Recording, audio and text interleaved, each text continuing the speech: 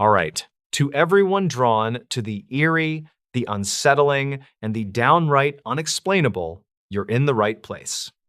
If you live for stories that send chills racing down your spine and linger in your thoughts long after the lights go out, then get comfortable, because this one hits different. Before we dive in, I've got to ask, where are you tuning in from, and what time is it on your end? The stories. The fisherman who kept hearing his name over the radio. Evan Carr spent most mornings on the narrow inlet where the water carried old radio chatter from nearby boats. Local crews reported that odd transmissions sometimes drifted through that stretch, and many believed they came from abandoned gear left after storms. He treated those stories like tired dock rumors until one calm morning changed his thinking.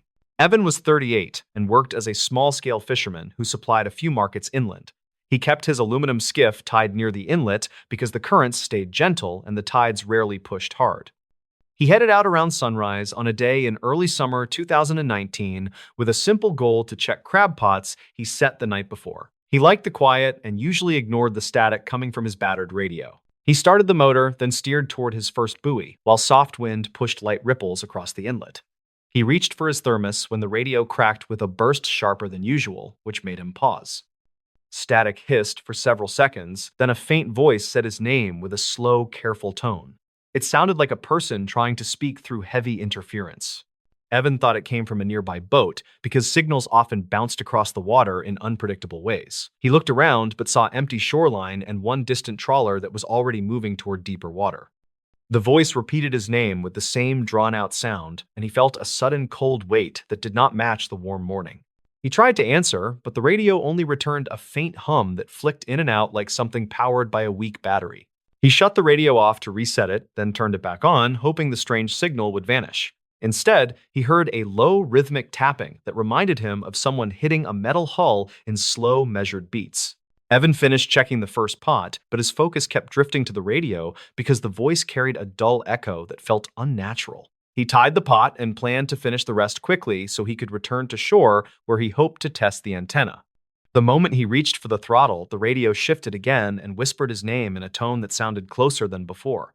He headed towards shore while replaying that voice in his mind because it carried an uneasy familiarity he could not place. Dock workers later said he arrived faster than usual and looked tense as he pulled his gear onto the planks. He asked if any boat had called for him that morning, but no one reported a transmission with his name. Evan returned home and wrote down the time of each strange broadcast because he wanted to check older notes he kept on similar events. He found 2 entries from early spring that mentioned brief whispers through the radio shortly after heavy fog settled over the inlet. He ignored them at the time because the fog distorted signals and created odd echoes that bounced between cliffs. He spent the afternoon checking online forums that tracked regional marine frequencies where enthusiasts archived recordings from previous seasons. One contributor posted a thread about ghost transmissions that came from a derelict trawler that sank in the late 2010s after a major storm. According to the thread, the trawler carried a short-range radio that sometimes flickered on during low tide when exposed wiring reacted to saltwater. Witness statements from local patrol crews reported faint voices calling crew names during those periods, though no identity was ever confirmed. Evan noted that detail because the thread mentioned distorted speech patterns that matched his morning experience. He called a friend named Cal Rowan, who worked part-time with a small rescue group, and asked if the inlet held any wrecks near his route. Cal said an old survey map showed one submerged boat that rested near the deeper bend south of the inlet. He offered to meet Evan at the dock so they could check tidal charts and mark the likely location. They met near sunset and compared notes while a light breeze pushed the smell of seaweed across the planks. Cal studied Evan's written times, then said the pattern lined up with a recent series of reports about intermittent transmissions during rising tide. He suggested they record any new signal the next morning using a portable device with stronger range than Evan's aging radio. Evan agreed, even though the idea made him uneasy because the voice felt personal in a way he could not explain. Morning arrived with heavy gray sky as they motored toward the bend marked on the survey map. Evan turned on the recorder while Cal monitored the radio and watched the water shift with the incoming tide. They waited for several minutes before a burst of static cracked through the speaker with a sharp rise that made both men flinch. The voice spoke again and said Evan's name with a tone that now carried a clipped urgency. Cal looked at the recorder, then stared toward the bend because the voice sounded as if it came from somewhere below the surface. Evan gripped the wheel and tried to steady his breathing because something in the tone reminded him of an old coworker who vanished years earlier during a late-season crossing. He mentioned that coworker to Cal, who asked if the man ever sailed near this inlet. Evan said that the coworker named Reed had worked on a small crew that fished along the same coastline in early 2017. Reed later transferred to another vessel that sank during a storm that occurred north of their town. Local reports said the wreck was never fully recovered because shifting sand made the search difficult. Cal suggested they check archived dispatch logs from that storm because crews sometimes reported drifting debris that could help them understand how anything connected to Reed might reach this inlet. They returned to shore and visited a small office where a retired dispatcher kept scanned records from older calls. The dispatcher recognized Evan and allowed them to search a digital folder that stored logs from early 2017. One log described a partial sighting of a damaged trawler hull drifting south several days after the storm. The report said the hull carried broken antennas and fragments of a radio panel that still flickered when exposed to sunlight. A second log mentioned a patrol officer hearing a distant voice through static that repeated a crew name before fading. Evan realized the name in that report matched Reed's last name, but the log did not mention if the voice said anything else. He remembered that Reed had a habit of calling coworkers by last name during early morning shifts when he tried to stay awake. The connection felt loose but too strong to ignore because the timing aligned with the drifting hull. Cal said they should return to the inlet during low tide, because exposed wreckage might reveal old wiring that caused recent broadcasts. Evan agreed, though, his stomach tightened because the voice spoke with increasing clarity each time. They secured the skiff, then returned that afternoon when the tide receded and revealed dark shapes below the bend. They anchored near a shallow patch where twisted metal poked through sand like remnants from the storm. Evan moved closer and saw part of a radio panel caught between two rusted beams with wires trailing into the water. Cal used a long hook to lift a loose section and found a corroded tag that matched the radio model used on Reed's crew during 2017. The radio crackled at that moment, then delivered another faint call of Evan's name, with a tone that now carried slow, rising static. Cal recorded the sound while Evan watched the wires shift with the gentle pull of the tide.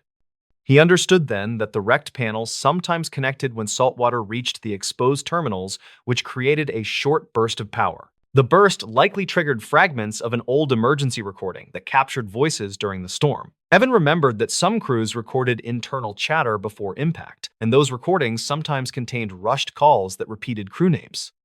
The voice in his radio may have been part of that final chatter, which echoed through damaged wiring each time conditions aligned. They brought the recording to the dispatcher, who played it through a clearer speaker. The voice echoed sharply, then faded as the static rose, which made the source obvious. It was a broken emergency loop that repeated fragments from a doomed crew's final minutes. The distorted tone made the calls sound directed, but they were simply names, shouted during chaos. Evan felt a heavy release of tension because the mystery carried a painful answer, but at least it was grounded in something real. He asked the dispatcher to contact local authorities so they could mark the wreck and prevent more confusion. Cal agreed and said the inlet should be flagged on new charts for safety. Evan returned to the water the next day and listened to his radio with a calmer mind while checking his crab pots.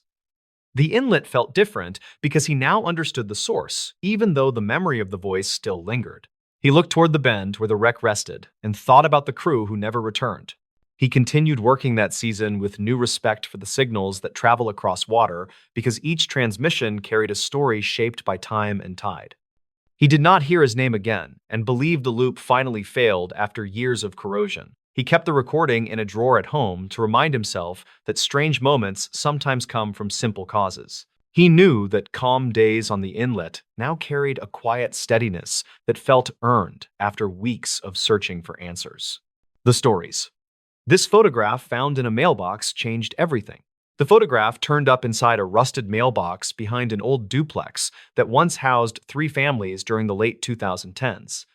It reportedly connected to an unsolved disturbance that drew police cars for weeks without any formal statement from local officials. Rylan Mercer was 32 and worked as a junior claims adjuster who spent most days reviewing accident photos sent by clients across the region. He had driven out to the duplex to help his cousin move into a cheaper place after a messy breakup that happened earlier that year. He wanted a quiet afternoon with simple tasks that could end before dark since the neighborhood felt uneasy even in daylight. The plan changed when he noticed the leaning mailbox behind the fence with its lid jammed open from years of sun damage. Something inside caught the light in a way that bothered him, and he reached in without thinking much about it. His hand closed on a stiff envelope with no stamps and only a smudged date that looked like it read 2014. Inside was a single photograph that showed the back lot of the same duplex, with a figure standing near a basement door. The figure seemed to stare at the camera, even though the face was blurred under the bright reflection that hit the glossy print. A handwritten note on the bottom edge read, "He never left," and the words felt rushed, as if written during real fear. Ryland showed the photo to his cousin, who shrugged and said the basement had been locked for years due to repeated flooding. His cousin had heard faint stories from the previous tenant, who claimed someone used to sleep down there during colder months.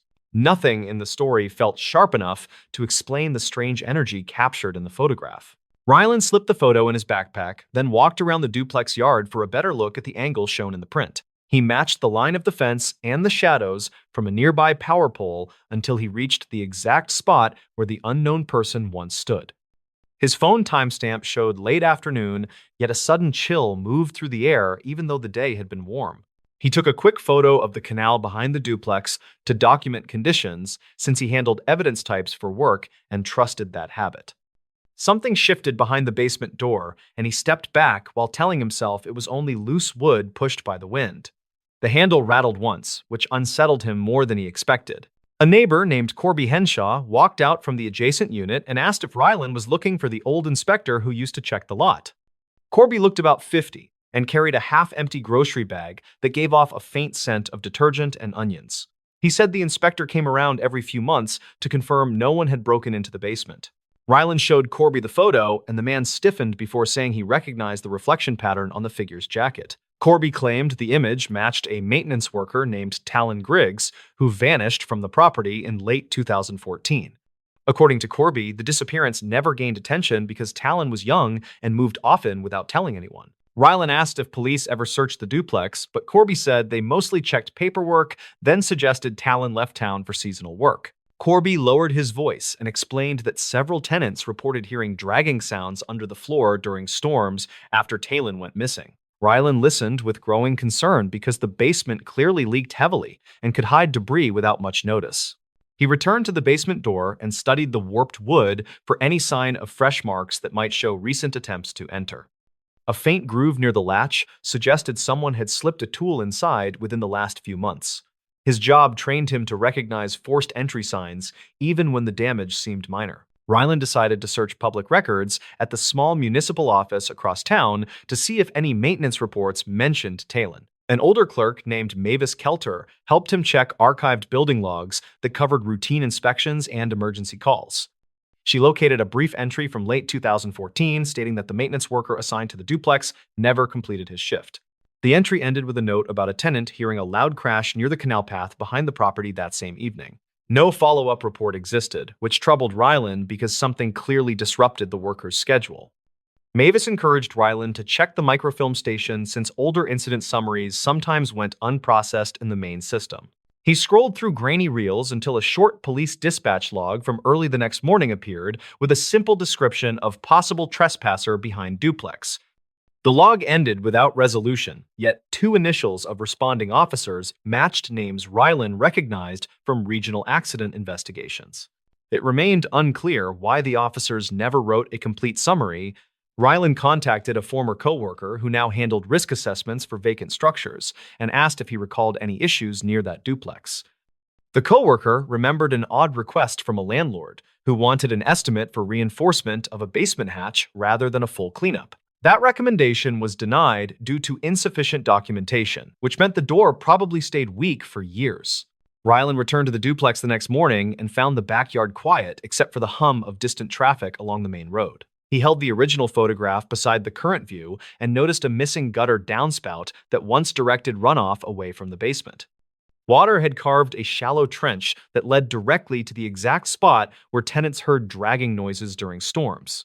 He moved closer to the door and pressed his ear against the wood to check for echoes that could reveal hidden cavities behind the interior wall. A faint hollow sound suggested a gap large enough to hide debris that might include personal items left by Talon. He reached for the handle, which gave slightly, as if someone recently replaced a rusted hinge without securing it tightly. Corby approached again and warned Ryland that previous tenants avoided the basement after a courier discovered an old backpack wedged behind a drain pipe. The courier returned the bag to the landlord, who claimed it belonged to a temporary worker, yet no one retrieved it. Ryland realized this detail lined up with the approximate time of Talon's disappearance. He asked Corby where the landlord moved and learned the man relocated to another county after selling the duplex in 2021. Ryland checked property records later that day and found a short transfer note indicating the landlord left behind several unclaimed storage boxes. Those boxes were marked as low priority during cleanup, which meant their contents might still sit in a small maintenance shed. Ryland walked to the shed behind the duplex and spotted 3 dust-covered boxes stacked under a sagging roof tile that drooped toward the canal. Inside one box, he found scattered papers, including an old shift sheet with Talon's name and a checklist mentioning repairs near the basement hatch. Another page listed a complaint about a foul smell rising through the floorboards after heavy rainfall. He took photos of the papers, then looked up when a sudden gust rattled the shed door hard enough to shake loose dried leaves. The wind pushed a loose shingle that clattered onto the ground near his feet and broke apart in a puff of dust. The noise startled him, but reminded him that the property had been poorly maintained for years, which supported the idea of an overlooked accident. Ryland returned to the basement and used a small pry bar from his cousin's toolbox to loosen the frame without causing obvious damage. The door opened with a dull crack that carried through the quiet yard like a tired breath escaping from a sealed room. A wave of stale air rolled out, followed by the faint scent of metal and wet soil. He stepped inside and turned his phone flashlight toward the far wall where the drainage pipe curved behind a pile of rotten boards. Something glittered near the edge of the light, and he reached down to pick up a crushed reflective jacket with a missing zipper. The reflective pattern matched the same glare seen on the figure in the original photograph. A small utility tag sewn to the jacket listed the initials TG, which aligned with Talon Griggs, and confirmed Ryland had found evidence connected to the missing worker. He dug through debris nearby and uncovered an old clipboard that held one final maintenance note describing a sudden collapse caused by shifting soil near the hatch. It suggested Talon was preparing to reinforce the area before something destabilized the ground. Ryland followed the damaged soil path toward a narrow cavity under the floor where water pooled during storms and carried loose items into deeper pockets of mud. He found scattered tools with dried corrosion that indicated the worker likely became trapped by collapsing debris during heavy rainfall. The shifting soil and poor structure could have hidden the incident from sight for years. He contacted local authorities who reopened the case and confirmed the basement conditions created a perfect scenario for an unnoticed accident involving a lone worker. Officers documented the findings and credited Ryland's persistence for revealing the long-ignored evidence that connected the photograph to the missing maintenance report. Corby watched from the fence with a quiet expression that mixed relief with sorrow. Weeks later, Ryland returned to the duplex before his cousin finished moving in and paused near the mailbox where he first found the photo. The rusted metal still leaned forward, as if trying to offer one final warning about secrets left unmanaged in quiet neighborhoods. He understood now that the image was not a threat, but a trace of someone trying to signal unfinished work. He placed a small flower near the fence, then stepped back toward his car while thinking about how easily small details vanish when people move on. The photograph no longer felt ominous because its message became clear through patient evidence and careful listening to forgotten reports. Ryland left with a quiet respect for the worker whose final shift had been frozen in that single frame, the nurse who refused to enter room 6 again. Lila Farnes first heard about room 6 through a short entry in an old staffing report that mentioned unusual overnight disruptions. The report was dated to 2009 and came from a small regional clinic that sat outside a quiet town with limited medical resources. Lila was 33 and worked as a traveling nurse who filled short contracts in understaffed facilities. She arrived at the clinic during early autumn when the halls felt calm and the night shift moved slowly through predictable routines. Her simple goal that week was to keep a steady rhythm while saving money for a move planned for the next spring. On her second night, she was assigned a rotation that included room 6, which held a recovering patient named Dorian Pike.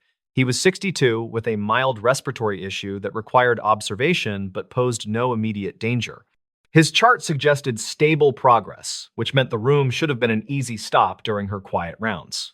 The incident began when Lila stepped inside the room and noticed a faint tapping sound that seemed to come from the wall near the bed.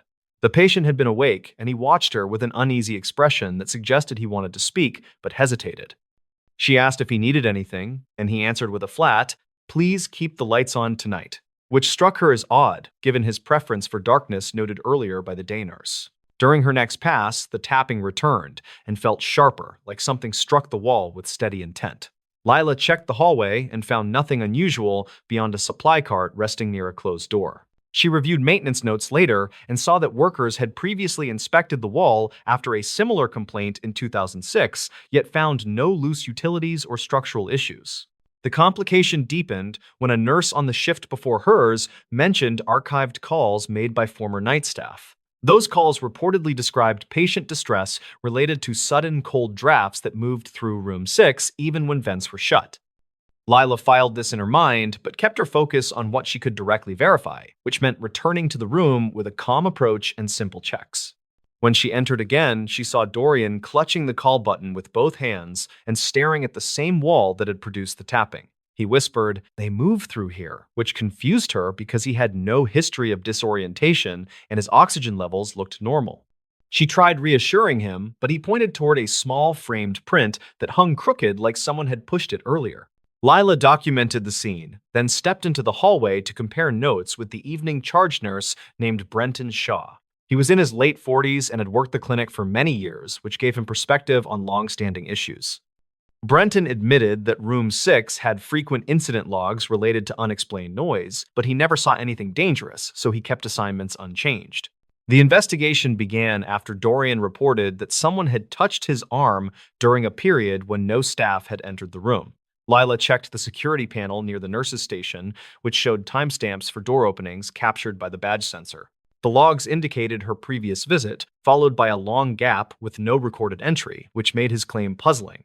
She then reviewed older patient notes from 2003 to 2008, which described brief episodes of agitation from individuals with no history of anxiety. Several mentioned hearing movement behind the wall near the bed, and one wrote that a picture frame had tilted during a quiet stretch. These details were small but consistent, which encouraged her to look for a physical explanation. Lila asked the maintenance lead named Corbin Rusk to inspect the wall after her shift ended. He brought a handheld thermal scanner and ran it across the surface while she watched from the doorway. The tool showed a thin vertical band of cooler temperature that did not match the building layout, which suggested an unregistered cavity or narrow chase behind the drywall. Corbin returned during daylight with a small borescope camera designed to look behind tight spaces. He located a hidden seam in the corner that had been painted over during earlier renovations. When he guided the camera inside, they saw a slender gap between structural supports where unsecured pipes ran without proper insulation, which explained both the cold drafts and the intermittent tapping. The twist emerged when Corbin followed the pipes farther and discovered that the cavity connected to an abandoned service chase sealed decades earlier, according to archived renovation notes. That chase once linked several rooms, including room 6, where older patients had repeatedly complained about footsteps at night. The noise likely traveled along the hollow space and grew sharper as the building shifted during temperature changes. Lila returned to Dorian with the findings, which eased his fear because it gave something concrete to replace earlier uncertainty. She watched him relax when she explained how air moved through the gap and how small vibrations struck the wall during normal settling. He nodded and said, "That makes more sense than what I thought," which helped restore predictable routines for the rest of his stay. The payoff became clear a few days later when the clinic sealed the gap with proper insulation, which stopped the tapping that had bothered so many night staff over the years. Lila felt relieved because the solution fit every clue she had gathered from logs, witness comments, and earlier maintenance records. She no longer feared the room and worked her shifts without hesitation. Still, she remembered the moment she first stepped into room 6 and sensed tension that felt older than her short assignment. She knew many stories deepen when fearful people misread unfamiliar sounds, but she also understood how convincing those moments can feel. Later, she often said that small mysteries usually shrink under steady checking and clear evidence, which matched her experience at the clinic. Lila finished her contract without further issues and moved to her next job carrying a quiet confidence shaped by those nights. She still thought about Dorian and the relief in his voice after learning the real cause behind the unsettling moments.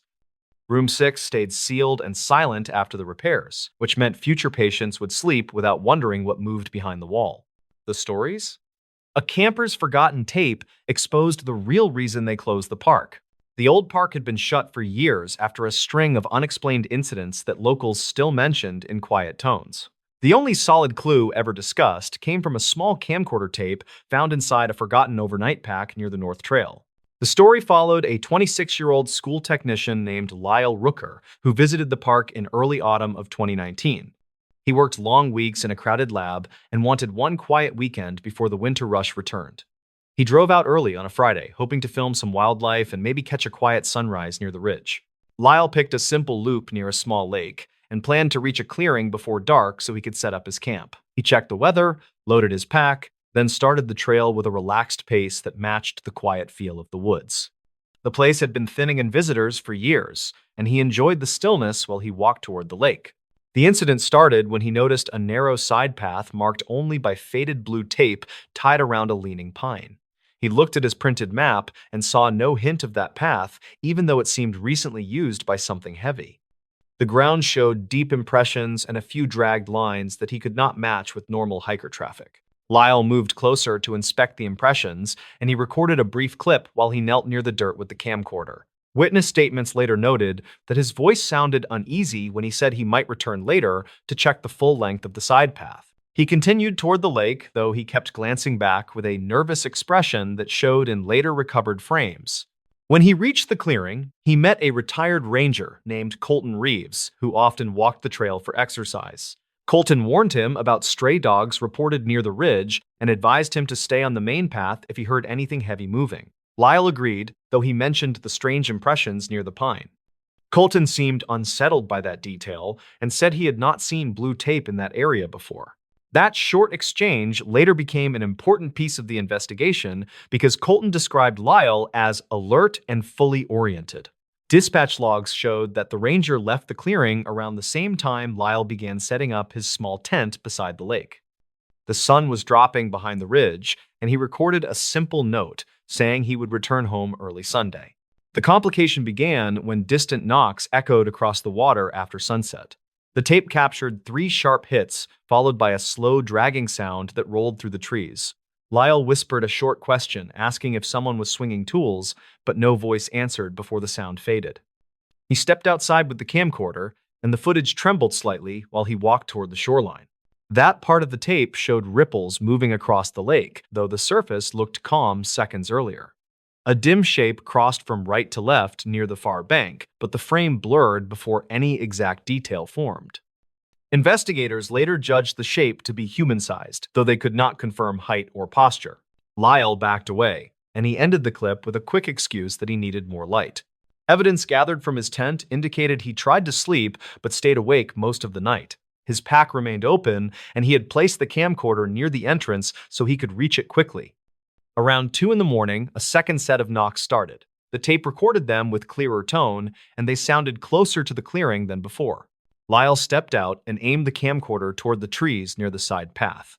The audio picked up cracking undergrowth along with short breaths that suggested he was frightened, yet still curious enough to film. Then a faint voice appeared near the edge of the microphone range. The voice asked if anyone had seen the dog from the ridge and repeated the question twice. Investigators matched the voice to a missing hiker reported 3 seasons earlier, according to archived calls.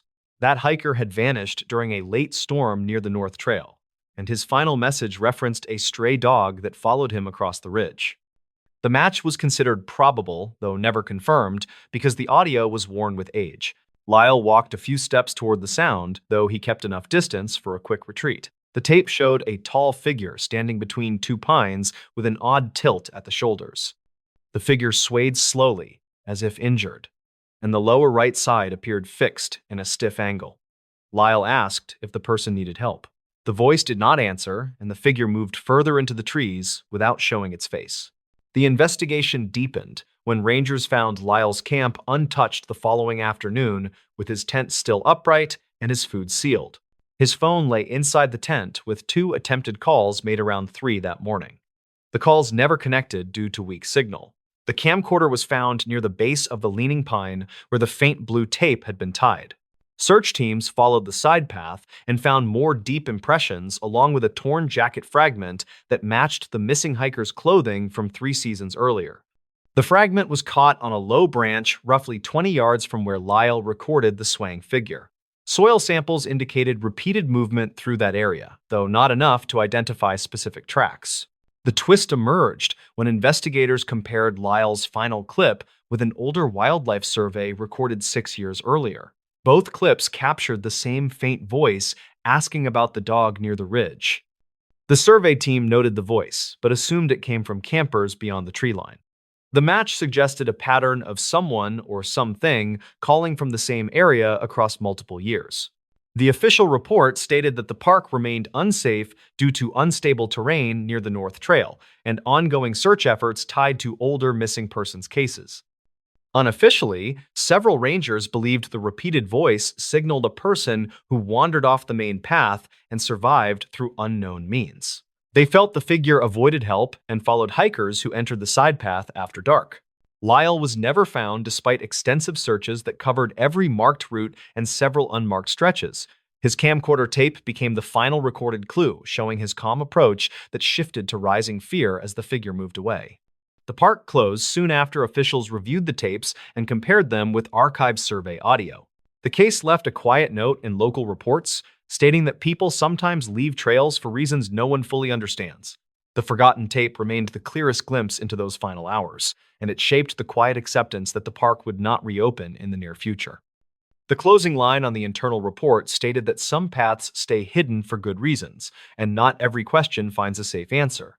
The stories. The archivist who decoded a warning inside a missing person file in a small county records office tied to a quiet mountain town, a file about a long missing hiker raised concern.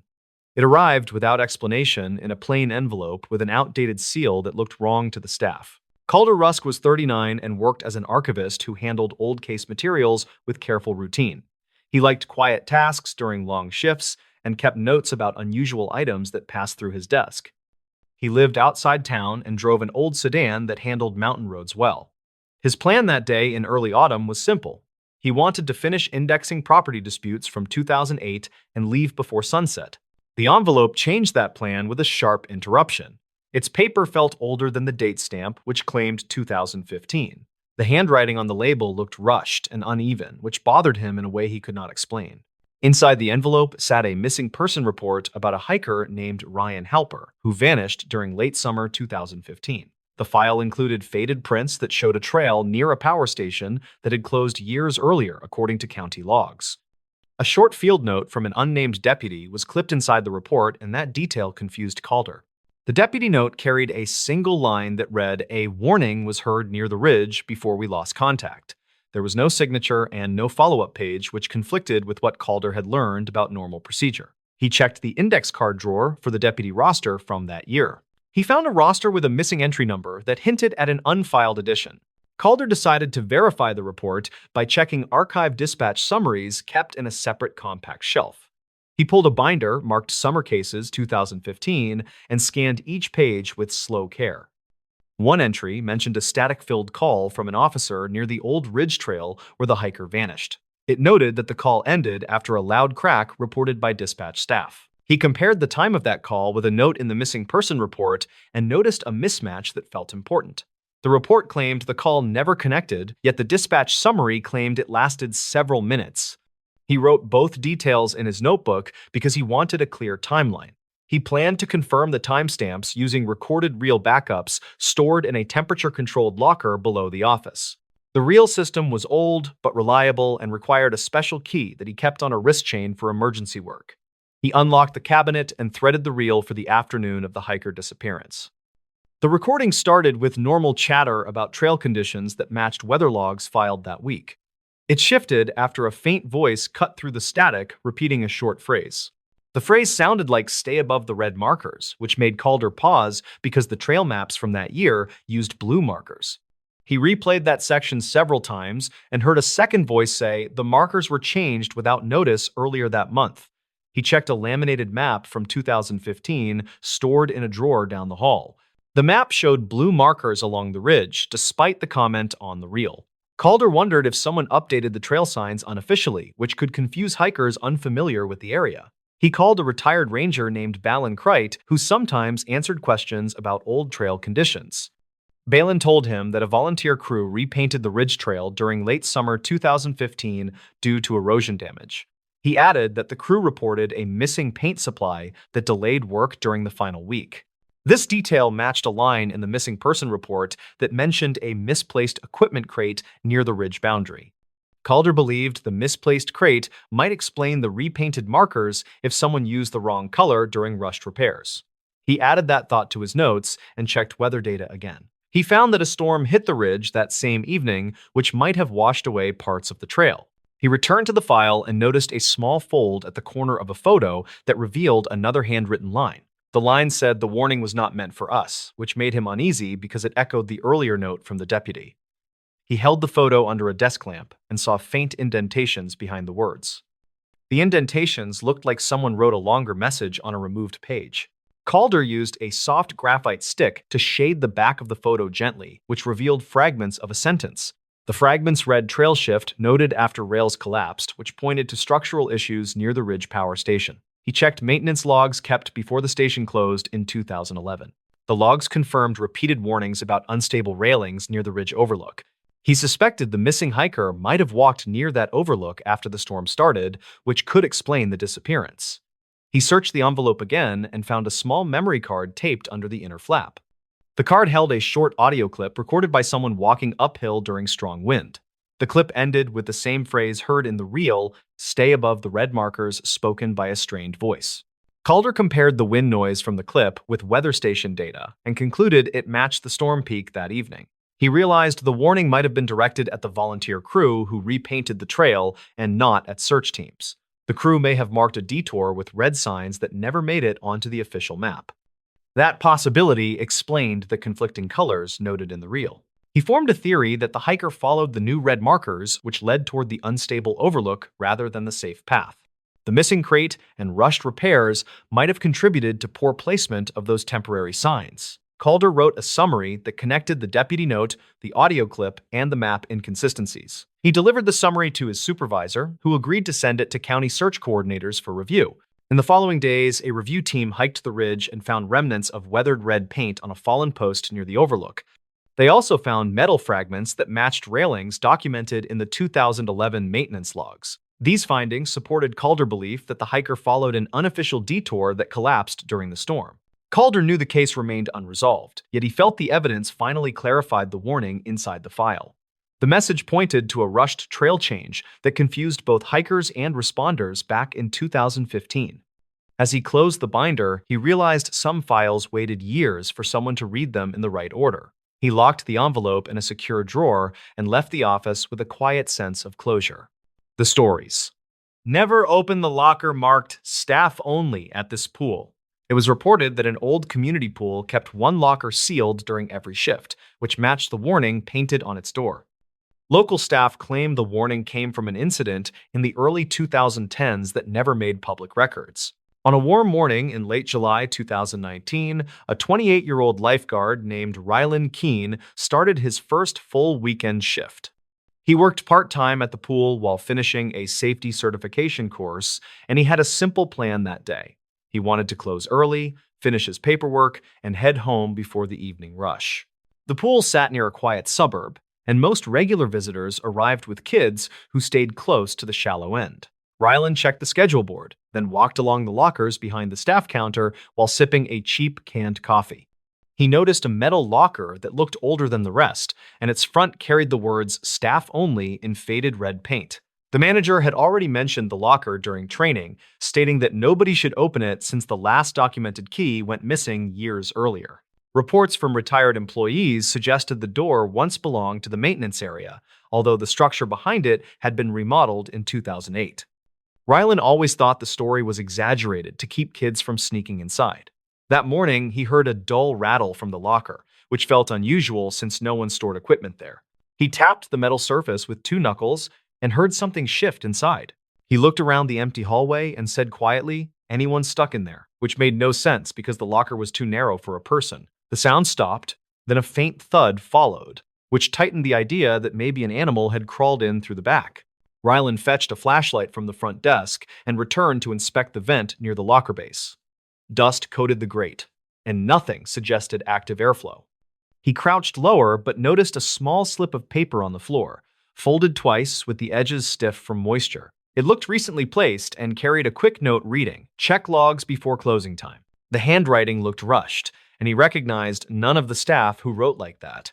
He placed the note in his pocket and opened the office drawer where old incident binders were kept. The logs from 2011 through 2014 were thin, while the binder labeled 2015 through 2017 held several handwritten entries from night shifts. One entry from late August 2015 described a report of heavy knocking from behind the old locker. The guard wrote that he radioed a supervisor, then waited 15 minutes before the noise stopped. Another entry from early June 2017 mentioned a staffer who claimed to hear a voice calling for help from inside the wall. The supervisor at the time marked both events as unverified due to limited evidence. Rylan read further and found an archived maintenance note claiming the original access hallway behind the locker had been closed after a small structural collapse in 2010. Workers sealed the area with sheet metal and advised future crews to avoid disturbing it. The description matched the dimensions of the locker, so it seemed the locker mostly existed to cover the patch. Before he could finish the binder, a regular swimmer named Tala Pembry approached the desk to ask about the lap lane schedule. She was in her 40s and visited nearly every morning. She noticed the binder and said, "You checking the old disturbance files," which caught him by surprise because he had not mentioned anything. She explained that she swam here in 2010 when the collapse happened. She remembered a construction light falling behind the wall and a worker yelling that someone was still inside the hallway. Tala claimed she never heard what happened afterward, and she said the staff acted nervous for weeks. Rylan asked what she remembered about the worker. She paused, then said, "He was young, maybe early 20s, before walking toward the changing rooms." Her voice shook slightly, as if she had debated sharing more. He returned to the hallway with the locker and listened again. There was no sound now, only the faint buzz of old fluorescent bulbs. He reached for the handle and felt a cold vibration that did not match the ambient temperature. He stepped back and considered calling the manager, but he knew the manager would say it was nothing more than old pipes. Rylan spent the next hour monitoring the pool and checking the locker during each sweep. At 2 in the afternoon, the note in his pocket felt heavier somehow. He unfolded it again and noticed that the ink looked smeared, almost as if the message had been written minutes earlier rather than hours ago. He checked the front desk computer for any digital archive of maintenance calls near that structure. The system showed a report from 2019, only 4 months old, where a staff member logged hearing metal scraping behind the locker. The entry stated that the scraping stopped when they stepped closer. Later that afternoon, an older groundskeeper named Ward Leston entered the office to collect spare filters. Ward had worked there for more than 15 years and kept a quiet personality. Rylan decided to ask him directly about the locker. Ward froze for a second, then said, "Leave that alone. Someone got hurt behind that door long ago, and the place never settled right." He refused to explain further and left with the filters without another word.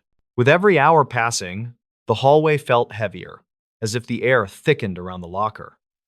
Around 5:30, the pool emptied, and a soft tapping came from the metal door.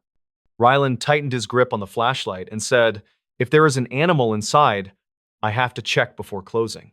The tapping shifted into a sliding sound, as if something moved downward. He leaned close and whispered, "Do you need help?" which felt ridiculous, but came out naturally. To his shock, a weak voice answered through the thin panel. It sounded like a scared young man saying, "I am stuck in the hall," followed by a strained cough. Rylan jumped back, then approached again and said, "I will get help. Stay calm." He ran toward the maintenance shed and grabbed a crowbar, then returned with his pulse racing. He wedged the tool under the corner and pried, expecting the metal to bend easily. Instead, the locker door lifted sharply on its own, almost like someone had tugged it from the inside. A sharp burst of cold air hit his face as the door cracked open by less than an inch. He pointed the flashlight through the gap and saw a narrow cavity behind the metal panel. It looked like an old service corridor lined with dusty concrete. At the far end, he spotted a reflective surface that resembled a safety vest, and the faint voice called again, saying, "Please pull me out." The corridor seemed impossibly deep compared to the thickness of the wall, which caused him to recoil in confusion. Seconds later, his radio crackled by itself with heavy static that drowned all pool noise. The corridor darkened as if an unseen shadow moved closer, and the vest shape disappeared completely. The voice stopped mid-sentence, and the temperature dropped sharply, making his arms shake. He stepped backward, and the locker door slammed shut with a force that echoed through the empty hallway. He tried the handle again, but it would not budge, and the flashlight died without warning. He backed away and held his breath as the building settled. No further sounds came from the locker. Dispatch logs later stated that he reported the incident at 6:10 in the evening, though the call lasted only 9 seconds before the line failed. Management inspected the locker the next morning, but found no evidence of a corridor or any exposed space.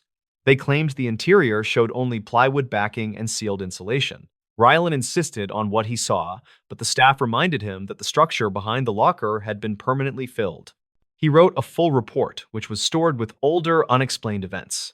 Weeks later, a former construction worker visited the pool to repair a broken gate. When Rylan described the voice, the worker asked if it sounded like a man named Astor Holt, who went missing during the 2010 collapse. Records suggested he entered the service hall before the accident, though recovery teams never found him. The worker whispered that some crews believed the hall never sealed completely, and the pool carried echoes from that gap. Rylan eventually left the job, but he kept the original folded note as uneasy proof of that day. The locker remains bolted shut, and new staff are told the same warning he once ignored. Some visitors claim they still hear tapping near closing time, though it stops the moment anyone acknowledges it. For anyone walking those quiet hallways, the warning on the locker remains clear. Never open the locker marked staff only at this pool. The stories. The mine shaft everyone avoids after one winter shift. Hushed stories about a troubled winter shift lingered around an old mining town where people rarely challenged its harsh land.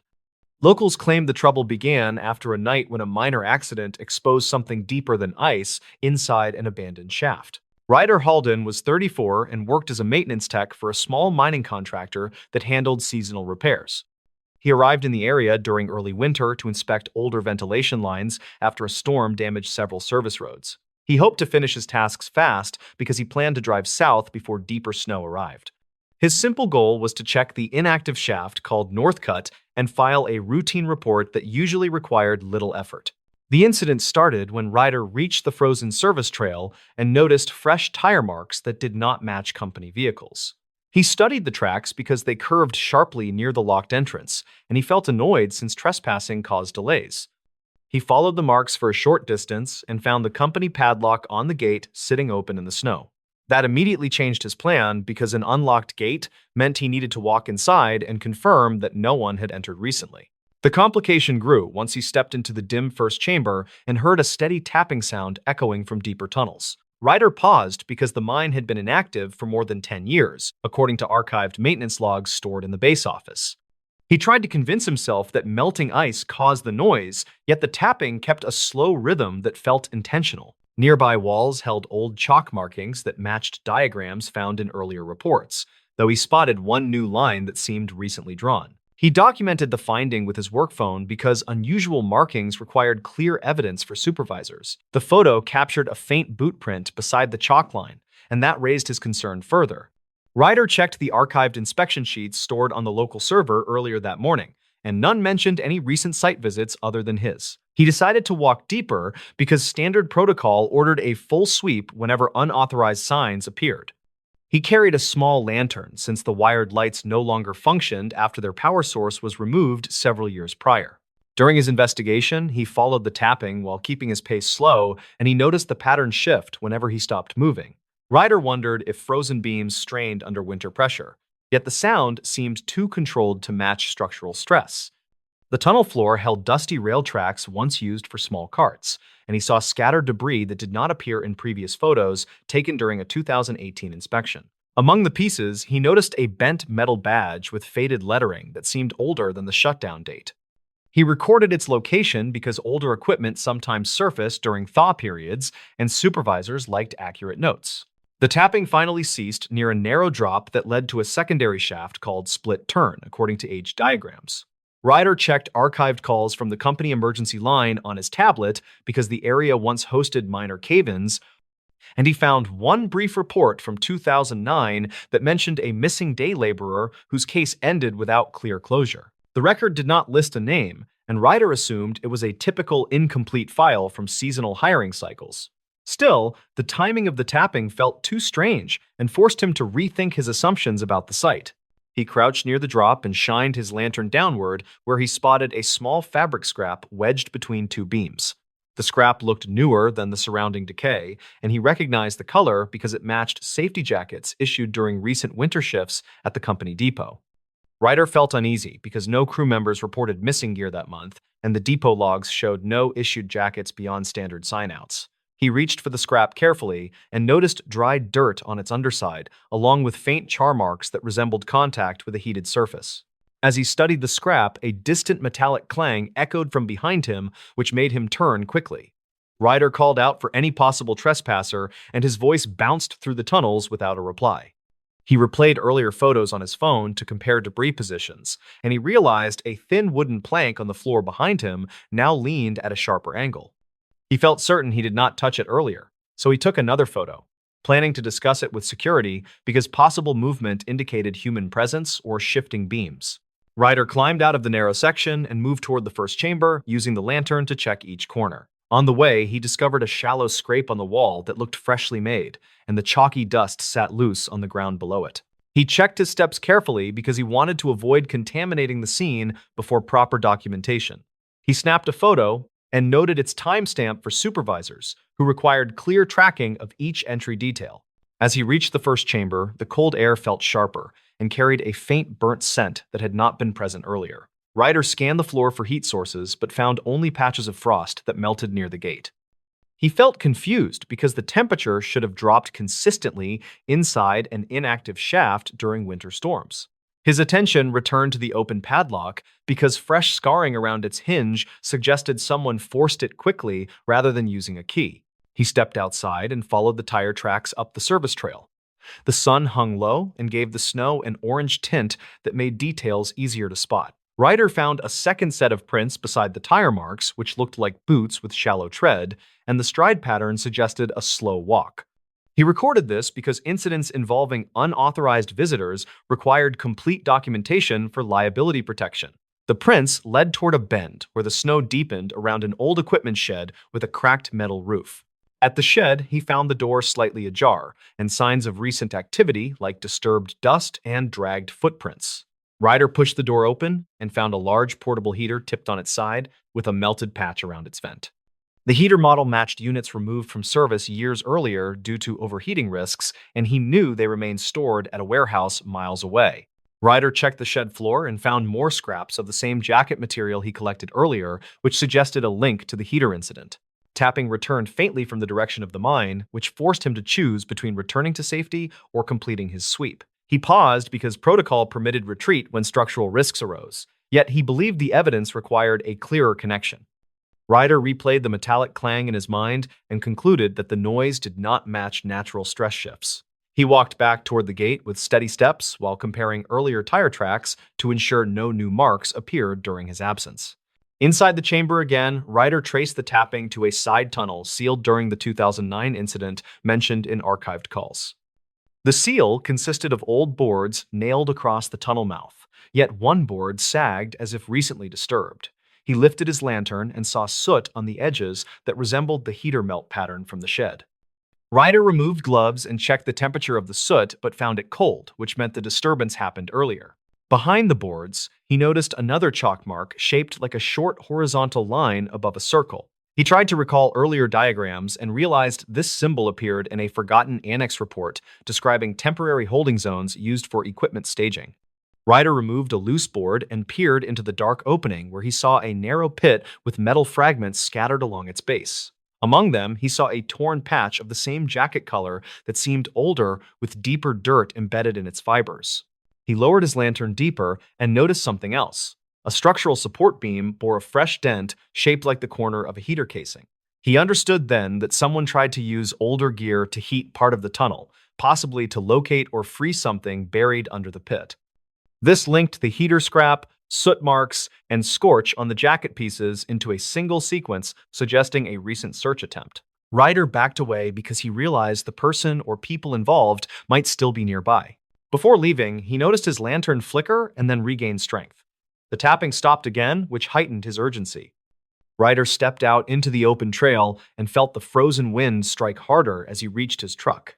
He contacted dispatch and requested a site lockdown due to signs of unauthorized entry and possible hazardous activity.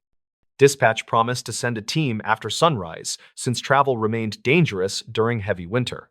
A follow-up investigation reportedly found additional heater fragments inside the shed along with prints that matched no employees. Witness statements from nearby residents mentioned a person seen in a bright jacket entering the service trail 2 nights earlier. No one confirmed the identity, and footage from an old roadside camera offered only a blurred outline walking toward the gate. The pit area remained sealed after teams scanned it with ground sensors that detected minor voids but no confirmed remains or trapped equipment.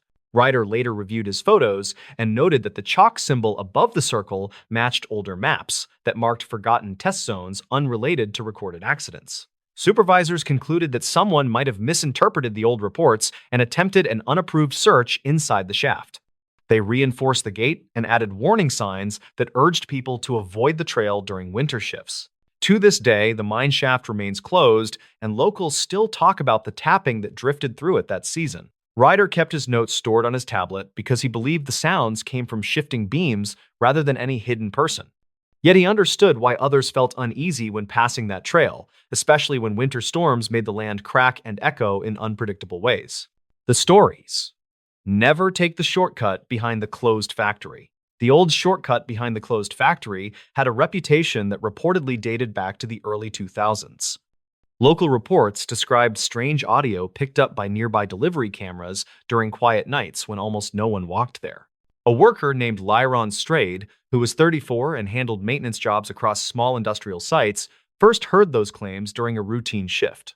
He did not care much because his focus that day was finishing a late repair, then getting home before midnight. His route usually stayed along the main road, which felt safer and better lit. That changed when a dispatcher called near the end of his shift and asked for a quick check on a generator that kept tripping alarms. The generator sat near the old factory's fence line, which meant he had to park close to the edge of the blocked shortcut. He grabbed his tool bag and walked toward the unit while thinking about the shortcut stories he had ignored for years. The generator itself looked fine, though the alarm reset kept glitching in a way that suggested a loose internal relay. Lyron unscrewed the panel and ran a simple line test, which showed steady current without major issues. He decided the alarm might be reacting to stray interference from another unit placed years earlier near the empty factory. He stepped around the corner to inspect the older unit and noticed something unusual on the dirt path behind the fence. Fresh tire marks cut through the narrow corridor that was supposed to be locked and unused. He checked the fence and found the chain wrapped but not fully secured, like someone had looped it quickly without snapping the lock. Lyron returned to his truck for a small flashlight and snapped 2 photos of the fence for his report. He wanted to note it in case building management had missed scheduled security checks. When he stepped back toward the generator, his radio crackled with a faint distorted signal that did not match the dispatch channel he normally heard. He held the radio higher and listened as the interference grew stronger. A voice whispered a short phrase that sounded like an address fragment, though the last part cut out sharply. He checked his phone to compare signal strength, yet noticed a timestamp glitch on his call log that he had never seen before. He documented that odd timestamp with another photo, then continued to follow the tire tracks just far enough to understand their direction. They ran straight toward a collapsed loading ramp behind the factory that had not been accessed since a structural inspection during 1999. The ground around the ramp looked disturbed, like heavy weight had pressed into softened soil. He decided to notify dispatch from his truck, but his radio remained unstable even after he switched frequencies twice. A high-pitched tone hit suddenly, forcing him to hold the device farther from his ear. When the tone stopped, the radio returned to silence, and his screen lit with a brief recorded notification that did not belong to his model. Lyron scrolled through the message and found a short, archived clip that showed poor quality video from an unknown camera.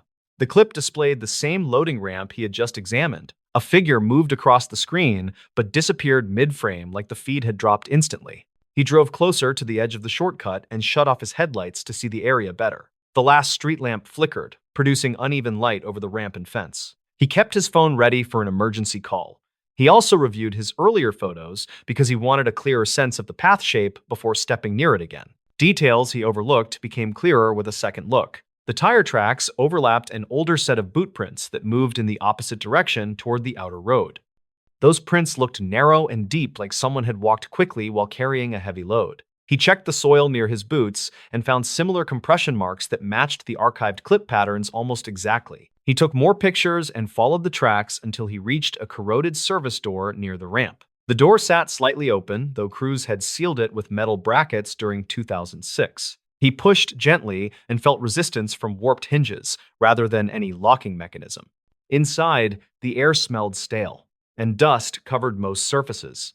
His light caught the outline of a forklift abandoned long ago, though the tire dust pattern suggested recent movement that did not match the machine's dead battery state. He lifted the engine cover briefly and saw untouched corrosion that proved the forklift had not operated recently, which made the tracks outside even stranger. Near the back wall, he found a stack of handwritten notes taped to a cabinet. The pages carried dates from the late 2000s and documented repeated complaints about unauthorized after-hours activity. One note mentioned an unidentified van entering through the same corridor that created the tire marks he saw. Another described auditory anomalies inside the building, captured by a security mic later removed during an equipment reduction. He copied the notes by taking photos and moved to the other end of the room where a damaged camera hung loose. The camera's data card remained inside, though the casing had cracked. He removed the card carefully and placed it inside an evidence pouch he kept for documenting property damage. The pouch kept dust-off sensitive parts, which might help tech staff recover something useful. When he stepped outside again, he noticed the street lamp flickering faster. A shadow crossed the ramp area, though no one appeared nearby. He raised his flashlight and scanned slowly until the beam caught a piece of torn reflective tape stuck to the fence. The tape matched a style used by highway crews in the early 2000s and had similar aging patterns to tape visible in the archived clip. He returned to his truck to call dispatch again and finally reached a stable connection. The dispatcher listened, then pulled up two old maintenance logs that referenced unusual trespassing during night shifts between 2003 and 2008. Those logs mentioned a possible smuggling route using the service door before the factory closed. The route was believed sealed after the inspection in 2006, but no follow-up confirmation existed. Lyron asked the dispatcher to check one more detail, specifically whether any recent patrol cars had reported activity near the shortcut.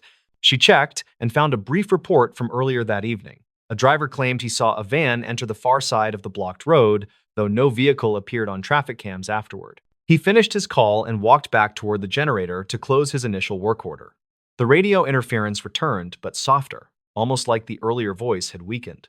He waited to see if anything else came through. Only a faint click repeated twice, matching the distortion pattern from the archived clip.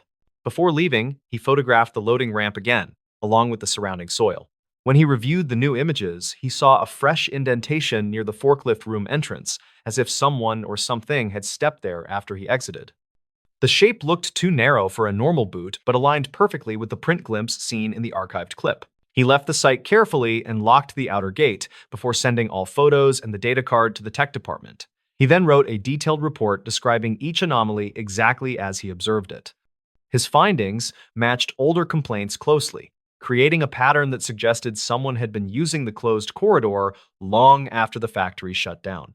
The next morning, the tech team confirmed the data card contained partial footage from 2 nights earlier that showed the same shadow crossing the loading ramp.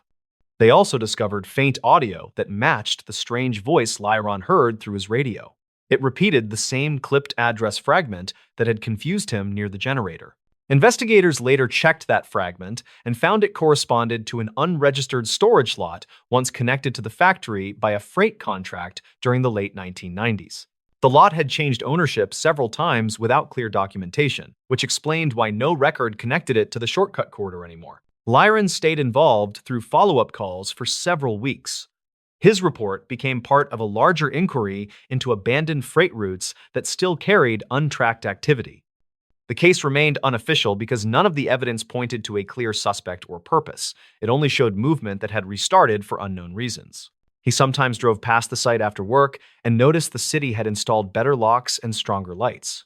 The shortcut no longer flickered with the eerie randomness that greeted him that night. He never again heard the distorted voice or saw odd timestamps on his radio displays. The experience left him cautious about places that looked abandoned but still carried signs of movement. He understood how easily someone could miss tiny clues unless the light hit them at the right angle. Every tire, track, shadow, and flicker had pointed to something real that operated quietly in the gaps between forgotten structures. He still thinks about the warning he heard from older workers who told him to avoid that corridor. Their stories felt exaggerated back then, yet the evidence he gathered proved there was always something strange behind the closed factory. The stories. What's buried beneath that motel parking lot? In 2013, a small highway motel outside a rural town gained quiet attention after workers found strange soil layers under fresh asphalt. The case never reached headlines, but locals still mention it when strange noises come from the empty lot at night. The story centers on Rylan Mercer, who was 29 and worked as a nighttime maintenance tech at the old roadside place. He lived in a small room near the supply shed and handled plumbing issues plus late check-ins during slow months. On a chilly night in early autumn, he planned to replace worn bulbs along the back walkway before closing the service desk. He walked out toward the alley where the lot met a row of overgrown trees that blocked wind from the highway. He carried a small tool bag and wanted to finish the job before storms reached the ridge. He heard gravel shift under a passing truck but ignored it and kept moving toward the flickering lights. The first incident happened when he tried to pull a ladder from storage and felt the ground dip under his feet with a dull cracking sound. He stepped back fast because the asphalt felt soft in one oddly shaped patch near an older drainage grate. He knelt with caution and pushed a screwdriver into the crack, but found soil that felt looser than normal fill. Rylan went inside and wrote a brief note about the issue, because the motel owner wanted records of every minor repair. He grabbed a flashlight and returned outside to check the area again, since guests sometimes reported old pipes vibrating under the lot. He pressed his heel against the weakened spot and felt a faint vibration that did not match normal pipe flow. The complication grew after he asked an older guest named Hollis Grant if he had heard unusual sounds during his stay. Hollis said he heard steady tapping under the pavement around midnight 2 nights earlier. He said the tapping felt rhythmic in a slow pattern that reminded him of someone knocking through thin wood. Rylan wrote the detail in his small notebook because he wanted a full record for the owner. The next morning, he looked at archived maintenance logs stored in a dusty drawer near the office printer. He found an entry from 2009 that noted settling issues under the same section of the lot without any follow-up record.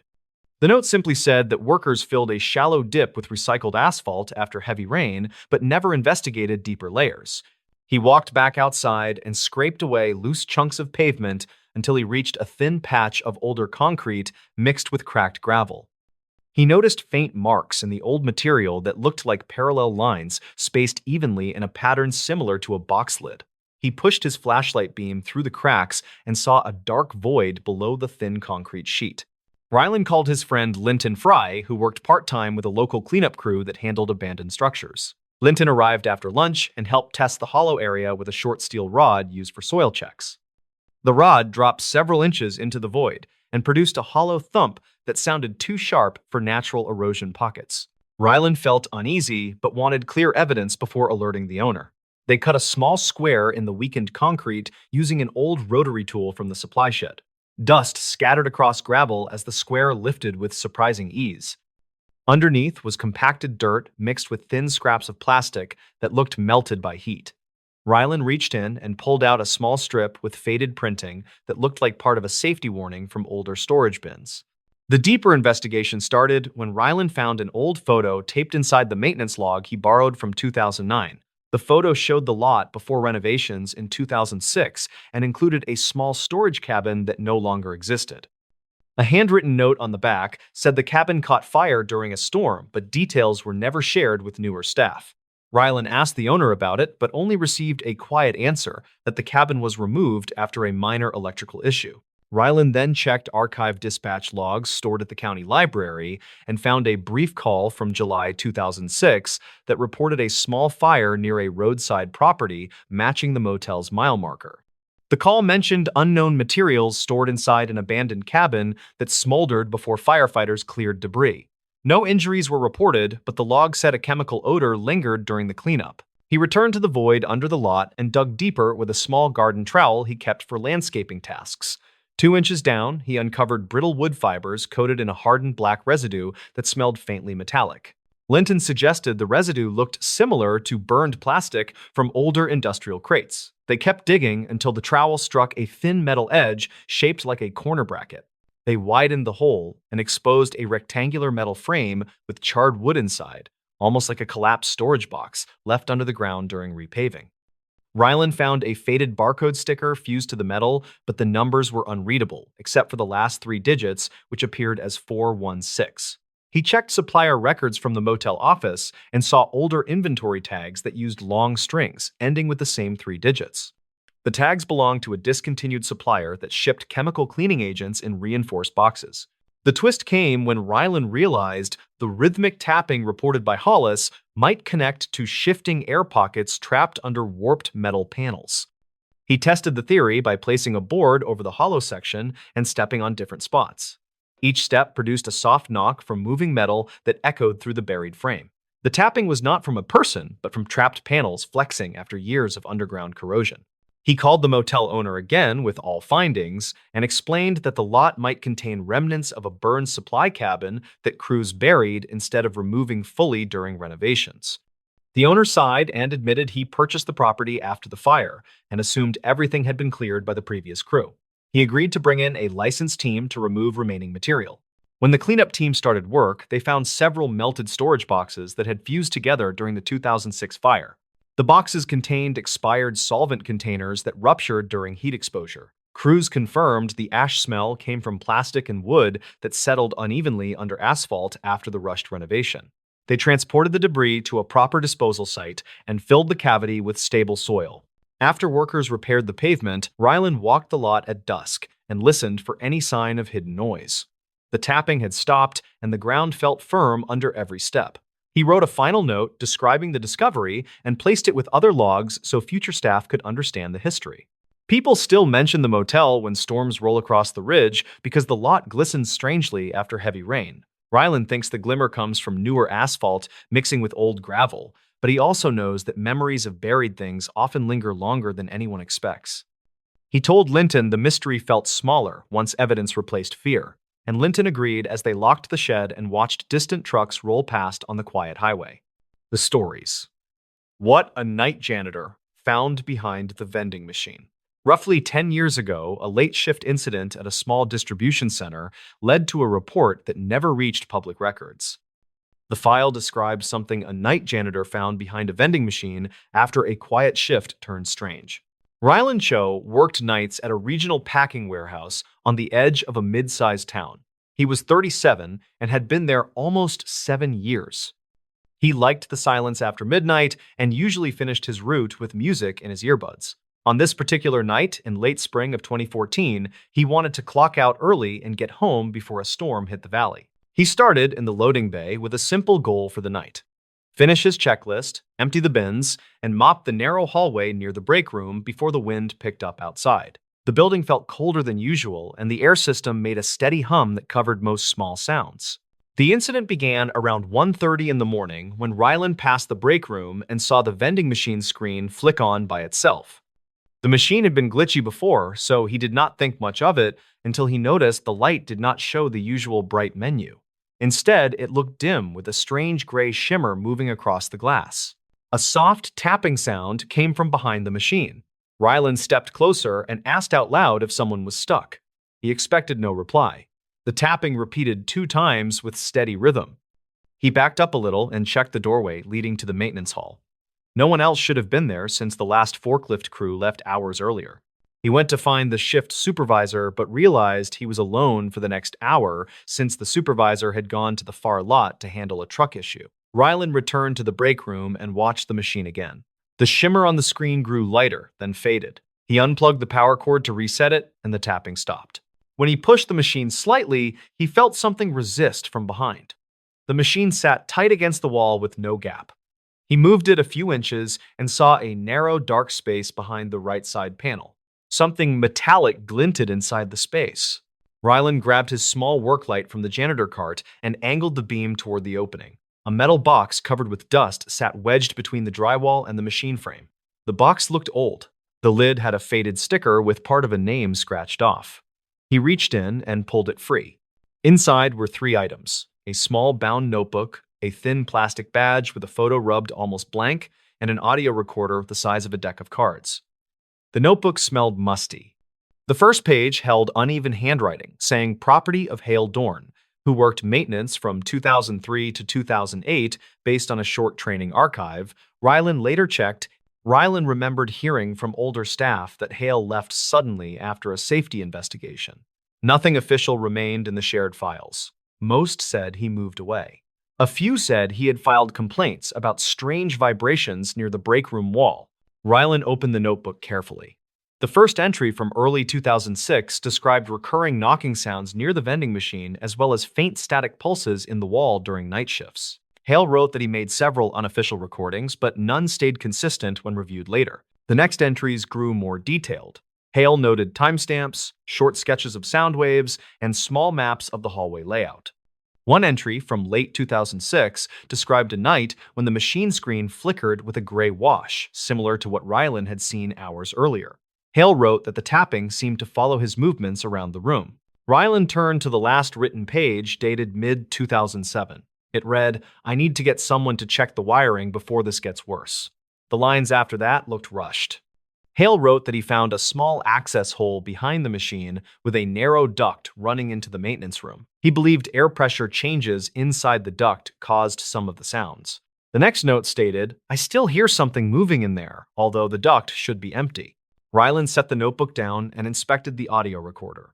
It contained a small tape with a handwritten label that read Night Shift Sample 2.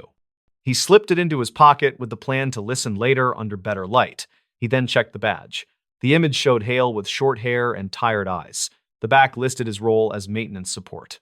Rylan pushed the machine farther from the wall to look for the duct mentioned in the notes. A narrow circular opening near the baseboard revealed an old service channel that ran behind several rooms.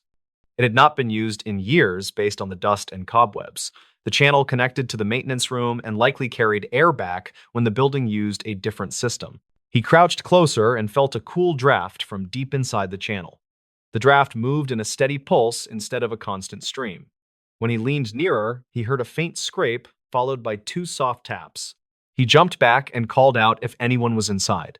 No reply followed. Rylan stood still and waited for another sound. 3 minutes passed quietly. He reached into the opening with the work light and shined the beam across the first few feet. Dust floated in the narrow space and nothing moved. The scrape sound did not repeat. He repositioned the vending machine and photographed the channel opening so he could show the supervisor. He then finished his route feeling uneasy. When his shift ended at 3, he took the notebook and recorder home. Later that afternoon, he listened to the tape. It began with low background hum, likely from the old air system. 30 seconds in, a rhythmic tapping started. It matched the pattern Rylan heard earlier. The tapping repeated 4 times, then stopped. Hale's voice spoke quietly, saying, "I know the duct is empty, yet it keeps making that pattern." The tape ended with a short static burst. Rylan cross-checked the tape with archived maintenance logs from 2006 available through an internal server. He found a note about air pressure complaints near the break room, but no follow-up reports. The log mentioned Hale's concern about a possible leak inside the service channel and recommended an inspection that never occurred. Rylan met with the supervisor the next night and showed the findings. The supervisor listened to part of the tape and agreed that the sound pattern matched what past crews mentioned during older shifts. He filed a report to the facilities manager, who arranged a full inspection later that week. The inspection team removed the vending machine and opened the service channel. They found a partially detached metal flap deep inside that moved when the air system cycled. The flap created repeated taps during pressure changes, which explained the pattern recorded by Hale. Inspectors also found old tools left behind by a previous contractor, which caused the scrape Rylan heard. The team sealed the channel, repaired the flap, and recommended replacing the vending machine wiring due to aging components that caused the strange screen flicker reported by both Hale and Rylan. 2 weeks later, the warehouse returned to normal. The tapping never came back. The recording was archived inside a general maintenance file, and the notebook was stored with other historical documents kept for internal reference. Rylan kept thinking about how one small discovery behind a vending machine connected him to someone who tried to document the same odd sounds years earlier. He believed Hale had tried to solve a problem that no one else seemed to notice until the notes surfaced again. The story lives quietly inside a handful of reports, and one old tape that proves how simple, overlooked issues can create experiences that feel much stranger than they are, especially during long nights when empty hallways amplify every sound. Corin prepared to leave, and he secured the logbook under his arm because he planned to hand it over to the harbor office. As he reached the ground floor, he heard a deep thud from above, like something heavy striking the metal railing. He looked up the stairwell and saw dust drifting through the pale air, and he called out in a steady voice, asking if anyone needed help. No reply came, and he hurried outside because the building felt wrong. The fog had thickened into a wall that blocked the path back to town, and he saw a faint glow near the rocks as though the skiff lights flickered through the mist. He considered walking toward the beach, and he radioed the harbor office with a brief report of strange activity near the tower. Dispatch logs indicate that Corin's transmission cut off mid-sentence, and the signal ended with a burst of static. A search team followed the path an hour later, and they found his tool pack near the lighthouse door, but not his radio or the logbook. Witness statements described drifting voices on the water that night, and one crew member claimed he saw a dim lantern moving inside the tower. The unsigned log discovered months later matched the fragments found in Corin's notes, and investigators believed the entries were written over several days. They concluded that the skiff likely struck a submerged ledge, and they suspected Corin attempted to reach survivors through the dense fog. No further entries appeared after the final line mentioning the figure on the gallery. The lighthouse remains closed today, and the tower stands quiet during most storms. Local crews say the watchroom light sometimes flickers during heavy fog, and they assume it is faulty wiring from years of neglect. The final log stays in a small archive where the pages still show faint stains from salt air and old sea fog, and the case sits unsolved with quiet respect for the missing caretaker.